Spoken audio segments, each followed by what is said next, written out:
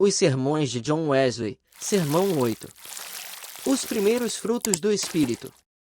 Agora, pois, nada de condenação há para os que estão em Cristo Jesus, os quais não andam segundo a carne, mas segundo o Espírito. Romanos 8, 1. Pela expressão, os que estão em Cristo Jesus, São Paulo quer evidentemente designar os que, na realidade creem em Cristo, os que, justificados pela fé, têm paz com Deus mediante nosso Senhor Jesus Cristo. Os que assim creem, não mais andam segundo a carne, não seguem os impulsos da natureza corrompida, mas andam segundo o Espírito, sendo que o mesmo glorioso Espírito lhes dirige os pensamentos, as palavras e as obras. 2. Não há, pois, condenação para esses. Não há condenação da parte de Deus, porque o mesmo Deus os justificou livremente pela sua graça, mediante a redenção que há em Jesus. Perdoou-lhes todas as iniquidades e cancelou todos os seus pecados. Não há para eles condenação interior, porque receberam, não o Espírito do mundo, mas o Espírito que é de Deus, para que possam conhecer as coisas que livremente lhes são dadas por Deus. 1 Coríntios 11, 12, cujo Espírito dá testemunho com seu Espírito, de que são filhos de Deus. A isto se junta o testemunho de sua própria consciência que, em simplicidade e piedosa sinceridade, não com sabedoria carnal, mas pela graça de Deus, tem sua conversação no mundo, 2 Coríntios 1, 12. 3. Pela razão de ter sido esta escritura tão frequentemente incompreendida, e de maneira tão desastrosa, dando lugar a que multidões de indoutos inconstantes, homens não ensinados de Deus, e consequentemente, inseguros na verdade, que é segundo a piedade, tenham-na torcido para sua própria perdição, proponho-me esclarecer, de modo tão simples quanto me seja possível, primeiro, quais são os que estão em Cristo Jesus e não andam segundo a carne, mas segundo o Espírito, e, em segundo lugar, porque não há condenação para eles. Concluirei com algumas inferências práticas.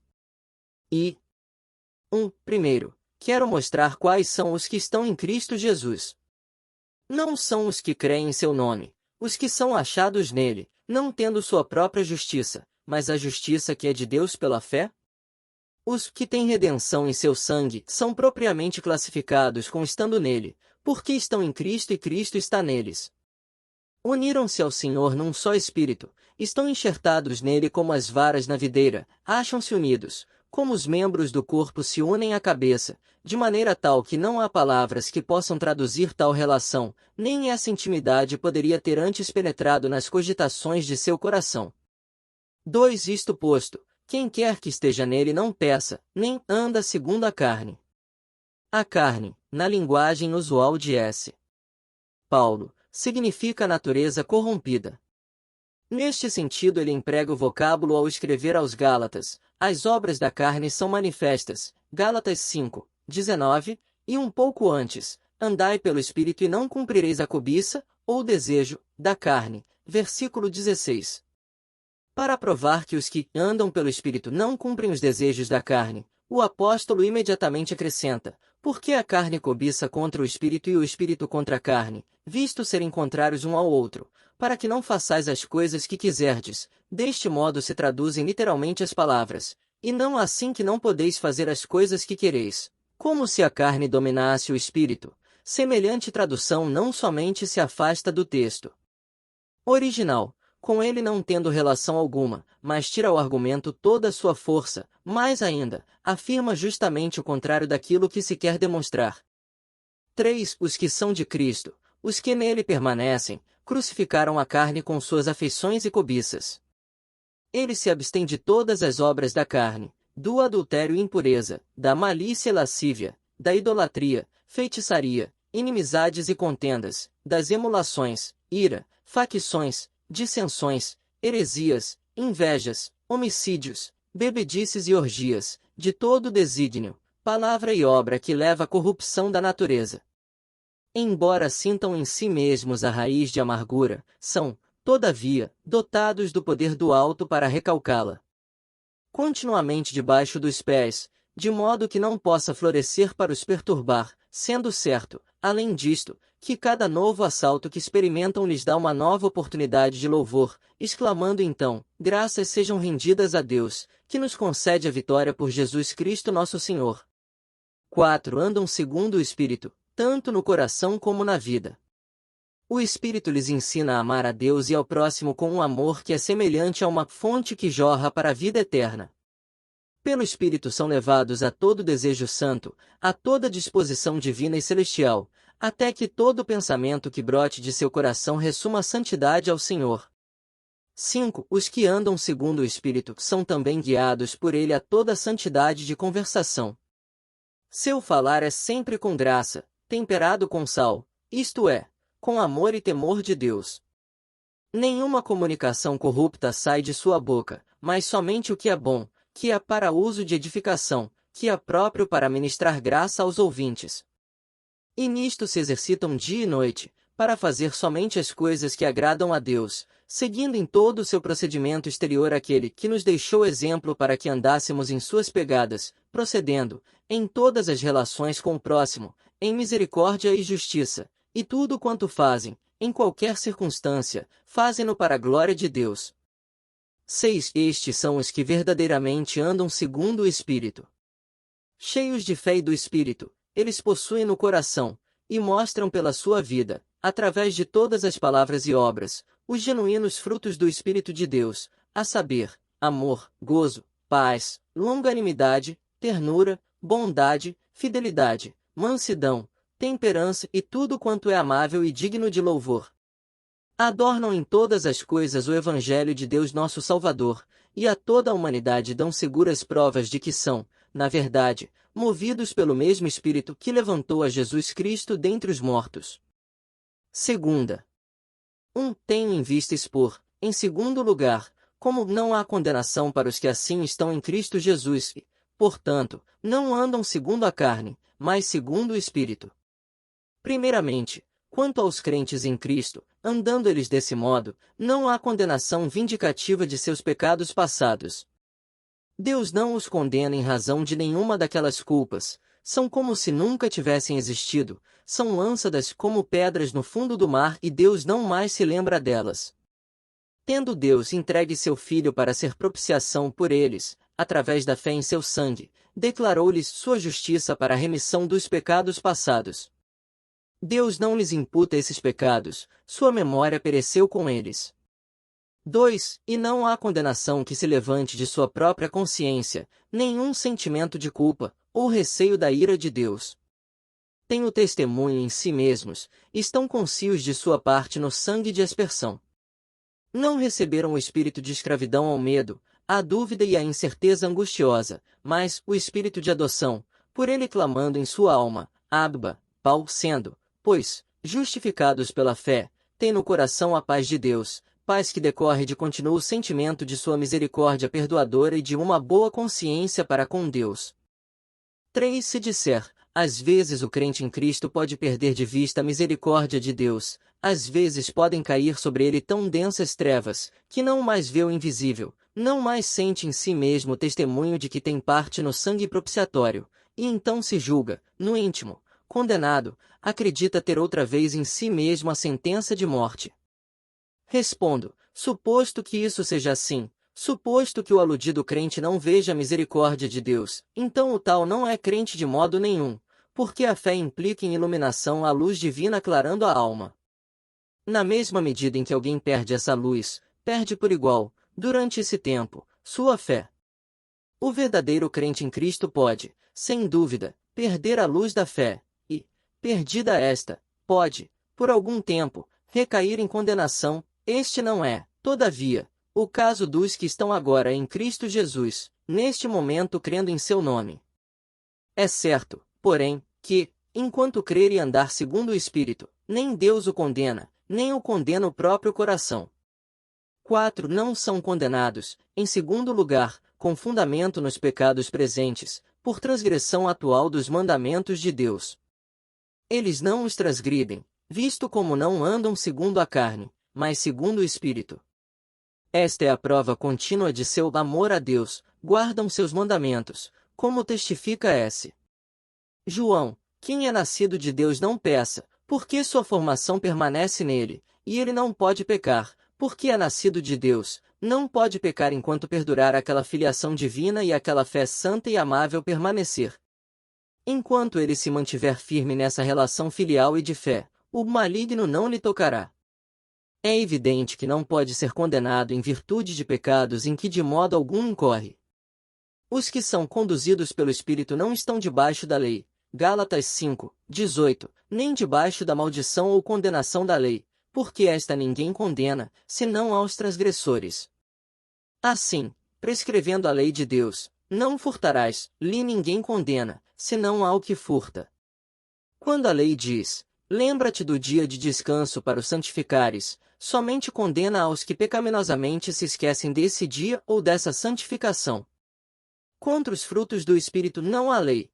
Versículo 23, como o apóstolo mais largamente declara nas memoráveis palavras de sua primeira epístola a Timóteo, sabemos que a lei é boa, se o homem dela usa legitimamente, sabendo isto, se, enquanto usa da lei de Deus, quer para o dirigir quer para convencer, ele sabe disto ó e de não que a lei não foi feita para o justo, mas, que a lei não se impõe ao justo, não tem força contra o justo, nem poder para o condenar, mas contra os libertinos e desobedientes, contra os ímpios e pecadores, contra os injustos e profanos, segundo o glorioso evangelho do bendito Deus, 1 Timóteo 1.8, 9, 11. 5. Não são condenados, em terceiro lugar, por pecado interior, ainda que este neles permaneça. Que a corrupção da natureza ainda persista, mesmo nos que são filhos de Deus pela fé, que estes conservem em si os germes de orgulho e vaidade de cólera, cobiça e maus desejos, e ainda de pecados de toda espécie, é demasiadamente certo para ser negado, constituindo matéria de experiência diária.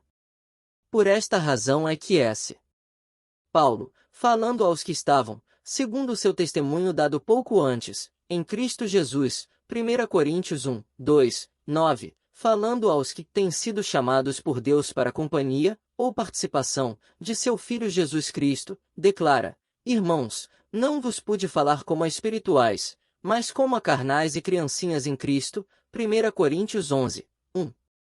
Criancinhas em Cristo. Vemos logo que estavam em Cristo, eram crentes de categoria inferior. E quanto de pecaminoso ainda permanecia neles? Quanto da mente carnal, que não está sujeita à lei de Deus? 6. E, todavia, ainda não são condenados. Embora se ressintam da carne, da natureza corrupta, embora se tornem, dia a dia, mais sensíveis ao fato de que seu coração é desconcertante e desesperadamente mau, ainda assim, enquanto não cedem à maldade, enquanto não dão lugar ao diabo, enquanto sustentam guerra contínua contra todo o pecado, contra o orgulho, a ira, os maus desejos, não sofrendo o domínio da carne, mas ainda andando, segundo o Espírito, não há condenação para os que estão em Cristo Jesus. Deus se agrada de sua sincera, posto que imperfeita obediência, e eles têm confiança para com Deus, conhecendo que são seus, pelo Espírito que lhes deu. 1 João 1, 24.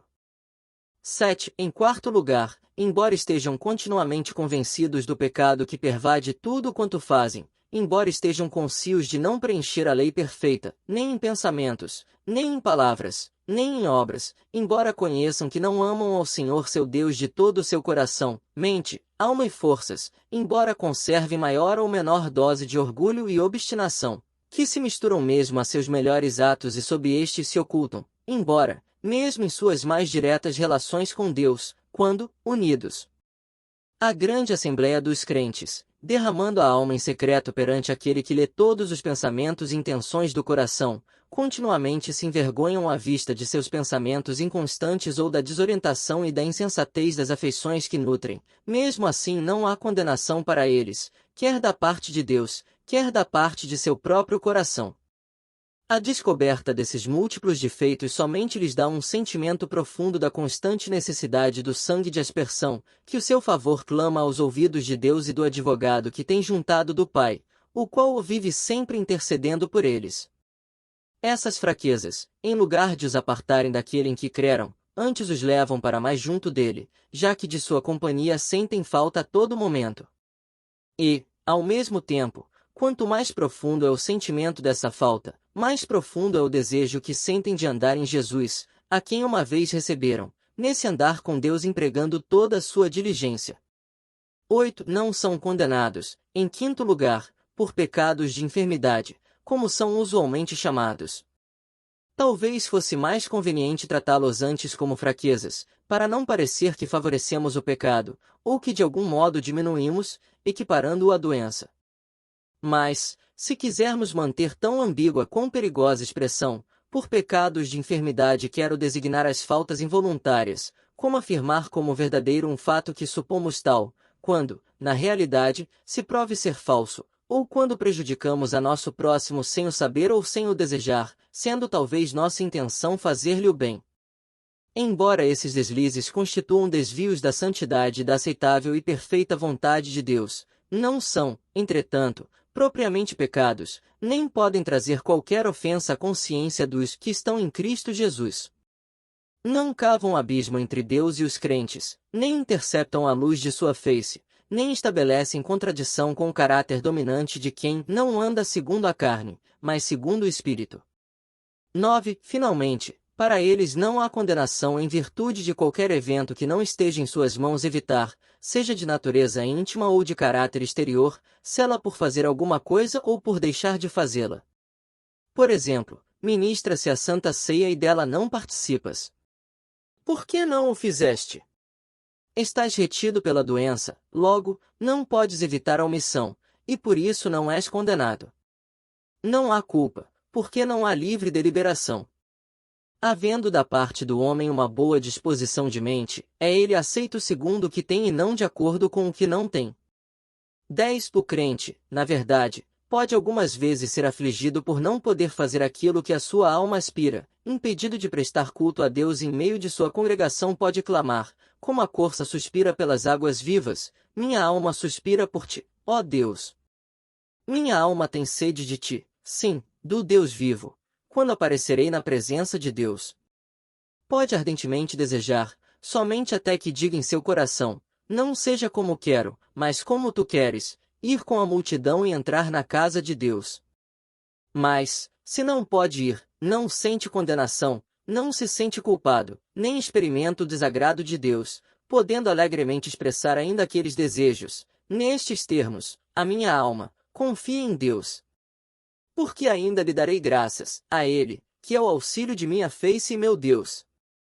11. Mais difícil é determinar a posição do que é usualmente designado como pecado de surpresa, como é o caso daquele que, ordinariamente possuindo sua alma em paciência, é acometido de súbita e violenta tentação, e nessas circunstâncias fala ou age de maneira não condicente com a lei real, amarás a teu próximo como a ti mesmo. Talvez não seja fácil fixar a regra geral concernente às transgressões desta natureza. Não podemos dizer que os homens sejam condenados, ou deixem de o ser, por pecados de surpresa em geral. Parece, entretanto, que, quando o crente é de surpresa arrastado a uma falta, haverá maior ou menor condenação, segundo a maior ou menor concorrência de sua vontade. Concebemos que, segundo a medida em que um desejo pecaminoso, ou palavra, ou ação, seja mais ou menos voluntário, Deus seja mais ou menos ofendido, havendo, portanto, maior ou menor culpabilidade da alma. 12. Se assim for, muitos pecados de surpresa aqui trazem grande culpa e condenação. Porque, em alguns casos, o sermos surpreendidos é indício certo de negligência voluntária e culpável, que poderia ter sido evitada, ou de adormecimento de alma que poderia ter sido afugentado, antes que a tentação viesse. O homem pode ser previamente advertido, seja por Deus ou pelos homens, de que provações e perigos estejam próximos, e ainda dizer no próprio coração, um pouco mais de modorra, um pouco mais de cruzar os braços para descansar. Agora, se tal homem finalmente cai, embora inopinadamente, no laço que ele podia ter evitado, a circunstância de haver caído de improviso não lhe serve de desculpa, podia ter previsto e evitado o perigo. A queda, mesmo de surpresa, em casos tais, é, de fato, pecado voluntário, que expõe o pecador à condenação, tanto de Deus, como de sua própria consciência. 13. Por outro lado, podem ocorrer assaltos súbitos, quer do mundo ou do Deus deste mundo, quer de nosso mau coração, assaltos que não prevíamos, e que dificilmente poderíamos imaginar. A esse assalto o crente, fraqueando na fé, pode possivelmente sucumbir, demonstrando, por exemplo, ira, ou pensando mal de outrem, com escassa interferência de sua vontade. Em tal caso, o Deus zeloso indubitavelmente lhe mostrará que agiu loucamente. Ele se convencerá de ter se afastado da lei perfeita, da mente que havia em Cristo, e, consequentemente, será oprimido de piedosa tristeza e se envergonhará amorosamente em face de Deus. Não há necessidade de que venha sobre ele a condenação. Deus não lhe imputa essa loucura, mas dele tem compaixão, como um pai se compadece de seu filho. E seu coração não o condena, em meio daquela tristeza e vergonha, pode ainda dizer, eu confiarei e não temerei, porque o Senhor Jeová é minha força e meu cântico, ele também se tornou em minha salvação. Terceira. Somente resta tirarmos das precedentes considerações algumas inferências práticas. Em primeiro lugar, se não há condenação para os que estão em Cristo Jesus e não andam segundo a carne, mas segundo o Espírito, em razão de seus pecados passados, por que temes então, ó tu, que tens pequenina fé? Embora teus pecados tenham sido tão numerosos como a areia que esta borda do mar, que tem isto contigo, agora que estás em Cristo Jesus. Quem intentará acusação contra os eleitos de Deus? Deus é quem os justifica. Quem, pois, os condenará? Todos os pecados que cometeste, desde tua mocidade até a hora em que foste aceito no bem-amado, dispersaram-se como cisco, foram-se, perderam-se, deles não havendo memória. Agora tu és nascido do Espírito, queres estar aflito ou conturbado por aquilo que foi feito antes que tivesses nascido? Fora com teus temores! Não foste chamado para o medo, mas para o espírito de amor e para o estado de mente sadia.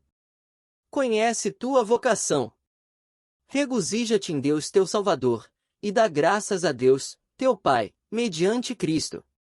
2. Queres tu dizer, mas eu outra vez cometi pecado, depois que tive redenção através de seu sangue. E por isso é que eu me aborreço a mim mesmo e me arrependo em pó e cinzas. É justo que te aborreças a ti mesmo, e Deus é quem te levou a esta condição. Crês? Deus outra vez te habilitou a dizeres, sei que meu remidor vive, e a vida que eu agora vivo, vivo-a pela fé no Filho de Deus? Então aquela fé outra vez cancela tudo o que é passado e não há condenação para ti. Em qualquer tempo em que verdadeiramente creres no nome do Filho de Deus, todos os teus pecados, anteriores àquela hora, dissipam-se como a bruma da manhã. Agora, pois, permanece naquela liberdade pela qual Cristo te fez livre. Ele mais uma vez te libertou do poder do pecado, como também da culpa e da punição consequentes ao pecado. Ó! Não te encurves outra vez ao jugo da escravidão nem à vil, diabólica escravidão do pecado, ou dos maus desejos, das inclinações perversas, das palavras ociosas, das obras condenáveis, o que representa o mais perigoso jugo que o homem possa experimentar fora do inferno, nem ao jugo do temor escravizante, atormentador, da culpa e condenação íntima. 3. Mas, em segundo lugar, é verdade que os que estão em Cristo Jesus não andam segundo a carne, mas segundo o Espírito? Se isto não acontece, outra coisa não podemos inferir, senão que não tenham parte nem sorte neste assunto, os que no presente cometem pecado. O tal está condenado até este momento pelo seu próprio coração. Mas, se nosso coração nos condena, se nossa própria consciência dá testemunho de que somos culpados, indubitavelmente também Deus o faz, porque Ele é maior do que nosso coração, e conhece todas as coisas, de modo que não podemos enganá-lo, ainda que nos enganemos a nós mesmos. Não penses em dizer, fui justificado uma vez, meus pecados foram de uma vez perdoados. Não sei disto, nem discuto se assim foi, ou não. Talvez que, a esta distância dos fatos, seja quase impossível saber, com alguma probabilidade de certeza, se der uma verdadeira, genuína obra de Deus, ou se apenas enganaste a tua própria alma. Sei, porém, no mais elevado sentido da certeza, que quem comete pecado é do diabo. Assim, pois, tu és de teu pai, o diabo. Não se pode negar, tu fazes as obras de teu Pai. Ó! Não te lisonjees com esperanças vãs. Não digas à tua alma, paz, paz. Não há paz. Clama com mais força. Clama a Deus do fundo do abismo, se porventura pode Ele ouvir a tua voz. Vai a Deus como a princípio, como desgraçado e pobre, como pecador miserável, cego e nu. E guarda tua alma de todo repouso, até que seu amor compassivo outra vez se revele, até que Ele cure tua apostasia e de novo te encha da fé que opera por amor. 4. Em terceiro lugar, não há condenação para os que andam segundo o Espírito, em razão do pecado interior que ainda reste, enquanto não deem lugar à eclosão daquele mesmo pecado, nem em razão do pecado que se misture a tudo quanto façam. Então, não te aflijas por causa da injustiça, embora esta ainda permaneça em teu coração. Não te lamentes pelo fato de estares distante da gloriosa imagem de Deus, nem porque o orgulho, a obstinação ou a incredulidade transpareça de todas as tuas palavras e obras. E não te aflijas pelo conhecimento de todo esse mal de teu coração, conhecendo-te a ti mesmo, segundo também és conhecido. Sim, roga a Deus que não penses de ti mesmo mais altamente do que te convém pensar. Seja a tua constante oração, mostra-me, de modo que minha alma possa entender, o abismo de meu pecado congênito, dize toda a incredulidade, todo o orgulho que nela se oculta. Quando, entretanto, Ele ouvir tua prece e tirar o véu de teu coração, quando te mostrar nitidamente de que espírito é, então teme que tua fé te abandone, e não permitas que teu escudo te seja arrebatado. Abaixa-te.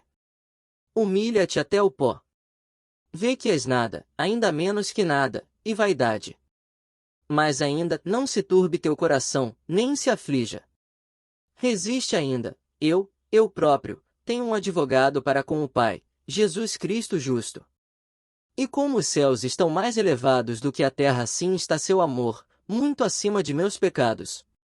Deus é, pois, misericordioso para contigo, pecador e pecador como és. Deus é amor e Cristo morreu. Por isso o próprio Pai te ama, tu és seu filho. Assim, Ele de modo algum te negará qualquer bem. Boa coisa é que todo o corpo do pecado, agora crucificado em ti, seja destruído?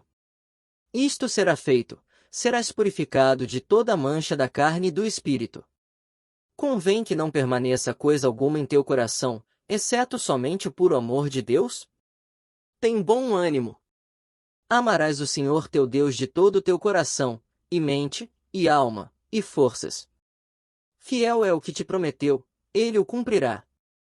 Tua parte é continuar pacientemente na obra da fé, no trabalho do amor e em paz jubilosa, em humilde confiança, em calma, resignada e atenta expectação, aguardando que o zelo do Senhor dos Exércitos realize isto.